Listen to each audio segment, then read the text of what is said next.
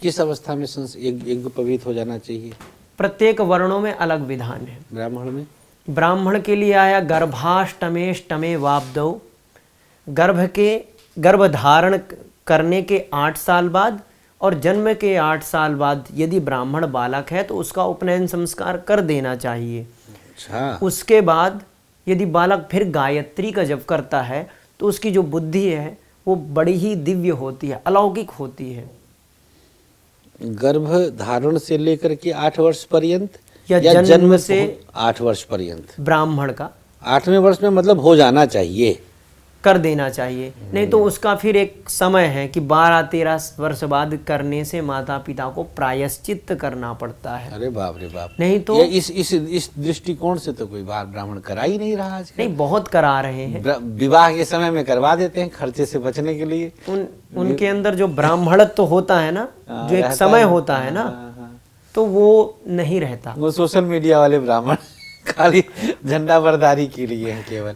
चलेंगे, बड़ा अच्छा आपने बताया कि मतलब विप्र को यज्ञोपवीत कब करा लेना चाहिए अगर उसका पूर्ण लाभ चाहिए तो। भाई ये शर्त है कि भाई लाभ अगर आपको चाहिए, आपको लगता है कि भाई हर कोई आपका सम्मान करे, आप उसी तरह से हो जैसे ब्राह्मण के लिए कहा गया है और गायत्री और गुरु के लिए और गाय के लिए कि अगर इनका क्रोध, इनका श्राप किसी को लग जाए तो उसको इंद्र और ब्रह्मा भी नहीं बचा सकते, ऐसा कोई श्लोक आया है। तो लेकिन वो ब्राह्मण वही है जो शायद आप बता रहे हैं कि 8 वर्ष में उसका यज्ञोपवीत हो जाए और वो गायत्री साधक बन जाए, प्रतिदिन गायत्री साधना करे। तो हमारे गुरुजनों के द्वारा भी हमने श्रवण कर रखा है कि जो ब्राह्मण 12 वर्षों तक यदि प्रतिदिन समय से सूर्य उदय होने से 1 घंटा पहले और सूर्य अस्त होने के 1 घंटा पहले यदि नित्य प्रति गायत्री का जाप करता है तो उसमें इतनी सामर्थ्य रहती है कि यदि वह एक दिन विलंब भी होता है ना तो सूर्य भगवान उसके लिए रुक जाएंगे। वाह। और हमारे श्रीमद् भागवत महापुराण, ये प्रमाणित है, ये है, ये गुरु वाक्य है, ये गुरु वाक्य है और ये प्रमाणित है। जैसे कि श्रीमद् भागवत महापुराण में आपने पढ़ा महात्म्य में, तो महात्म्य में बिल्कुल जब गोकर्ण जी थे तो उन्होंने क्या किया, भगवान सूर्य की प्रार्थना की, तो भगवान सूर्य रुक करके उन्होंने भागवत का उपदेश किया, बताया कि तो भागवत करवाइए, करिए। तो वो ब्राह्मण जो गायत्री साधक है। हाँ, उन्होंने रुक कर बताया, उन्होंने अपनी गति रोकी उसकी। जैसे हमारे याज्ञवल्क्य जी हैं, उन्होंने भी भगवान सूर्य की आराधना की और भगवान सूर्य ही उन्हें शुक्ल यजुर्वेद प्रदान किए।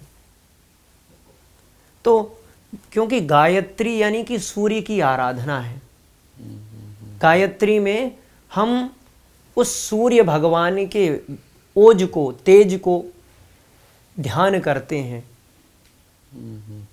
जो हमारी बुद्धि को प्रेरित करें, मार्गदर्शित करें, अज्ञानता से प्रकाश की ओर हमको ले जाएं। हमें गायत्री का यही भाव है, यही भाव है।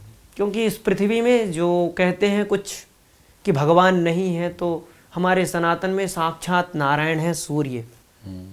क्योंकि आया है ना, ध्येय सदा सवितृमंडल मध्यवर्ती नारायण सरसिजा सरसन्निविष्टः केयूरवान मकर कुंडलवान किरीटिः हारे हिरण्मय वपुधृत शंख चक्र। साक्षात नारायण ही हैं सूर्यदेव के रूप में। क्योंकि जब हम संध्या करते हैं तो विशेषकर संध्या में सूर्य अर्घ्य देना होता है, और ज्योतिष में सूर्य अर्घ्य देने का बहुत महत्व है।